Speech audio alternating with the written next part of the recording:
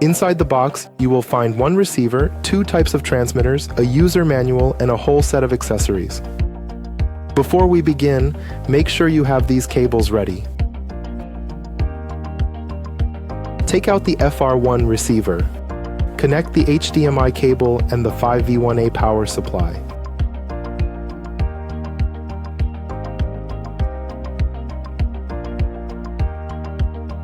Next, take the FT1 and FU1 transmitters, plug them together firmly.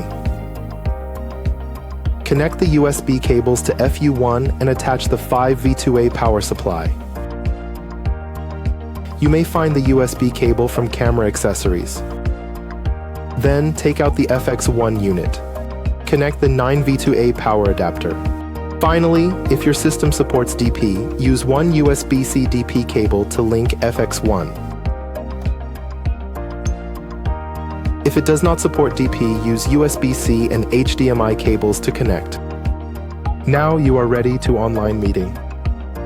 Do not forget to select the output camera.